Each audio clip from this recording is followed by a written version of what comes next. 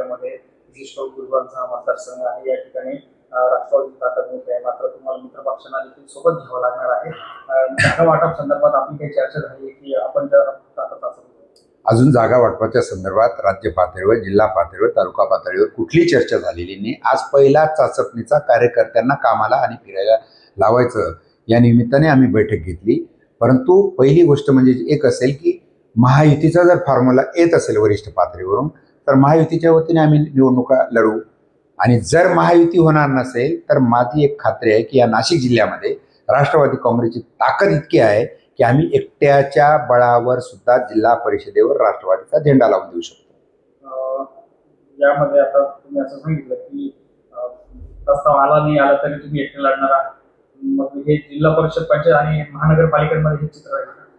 नाही, प्रस्ताव आला म्हणजे वरिष्ठ पातळीवरून सर्व नेते मंडळीची त्याच पद्धतीचं नियोजन दिसत आहे की आपण महायुती म्हणून लढवाव्यात। परंतु जर स्थानिक पातळीवर काही ठिकाणी काही अडचणी असतील तर त्या ठिकाणी कदाचित मैत्रीपूर्ण सुद्धा लढती काही ठिकाणी अपवादात्मक होऊ शकतील असं मला स्वतःला वाटतं, अजून काही ठरलेलं नाही। आज आपण येवला या ठिकाणी आला आहात, या ठिकाणी आपण आगामी स्थानिक स्वराज्य संस्थांच्या निवडणूक असतील कार्यकर्त्यांची बैठक घेतली, काय आपण नेमकी चाचपणी केली आहे, पुढची दिशा आपली काय असणार? खरं म्हणजे गेले अनेक वर्ष कार्यकर्त्यांची म्हणून असणारी जी निवडणूक होती ती स्थानिक स्वराज्य संस्थेची निवडणूक सातत्याने लांबत होती। परंतु सुप्रीम कोर्टाचा निर्णय आल्यानंतर आणि आता परवा नागपूरला जिल्हाध्यक्ष, मंत्री, लोकप्रतिनिधी यांची चिंतन शिबिर 2 दिवसाचं झाल्यानंतर त्या ठिकाणी सांगितलं की आपण आता स्थानिक स्वराज्य संस्थांच्या निवडणुकांच्या निमित्ताने चाचपणीला सुरुवात केली पाहिजे, आणि त्या दृष्टीने आम्ही आजपासून जिल्ह्याचा आढावा दौरा सुरू केला आहे। आणि ह्या निवडणुकीच्या अनुषंगाने सगळ्यात पहिलं बिगुल जे आहे ते आम्ही येवल्यामध्ये आज फुंकलेलं आहे। आज येवल्याची मिटिंग घेतलेली आहे। येवला तालुक्यातला सर्वात परिचित गट म्हणजे आमदार सुरू आहे।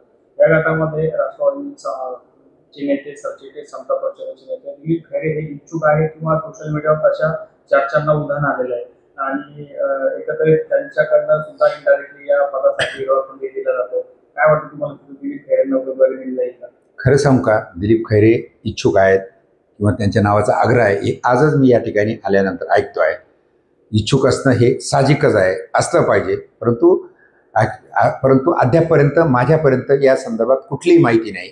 अजून फॉर्मसुद्धा भरलेले नाही, फॉर्म भरले जातील आणि एखादा चांगला काम करत असलेला कार्यकर्ता इच्छुक असणं, त्याचं नाव सुचवणं ही पक्षाच्या दृष्टीने चांगलीच गोष्ट आहे। उद्याच्या काळातले तिकीटं कोणती असतील, काय असतील ते अजून ठरवायचा कालावधी समोर यायचा आहे, त्यामुळे आज त्या विषयावर काही भाष्य करणं योग्य होईल असं वाटत नाही मला। यामध्ये जिल्हा परिषदचा अध्यक्ष हा राष्ट्रवादीचा असेल, हो, आणि येवल्याच्या बाबतीत बोलायचं झालं तर नगराध्यक्ष मगाशी आपण चर्चा केली, भाजपची या ठिकाणी मोठी ताकद आहे शहरामध्ये विशेष करून, आणि भाजप आपला आता मित्र पक्ष झाला आहे। तर तुम्ही जर तशी वेळ आली तर पद जे नगराध्यक्ष पद आहे ते भाजपला सोडणार की राष्ट्रवादीसाठी? कसं आहे माहिती आहे का, आज पदं कोणती कोणाला सोडायची हा अजून विषय नाही। अजून आमचे सुद्धा फॉर्म भरले गेलेले नाहीत, अजून आमची सुद्धा तिकीट वाटप झालेलं नाही। परंतु एक गोष्ट नक्की आहे की आज जवळपास निम्मी आमदार हे आमचे राष्ट्रवादीचे एकट्याचे आहेत।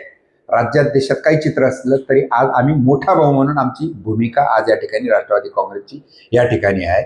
या ठिकाणी येवल्यामध्ये बोलतोय म्हणून भुजबळ साहेब हे सिनियर नेते आहेत, ते चांगलं काम या ठिकाणी करतायत, राज्याचं नेतृत्व ते करतायत, आणि म्हणून ह्या ठिकाणचे जे निर्णय आहेत ते घेण्यासाठी भुजबळ साहेब हे सक्षम आहेत।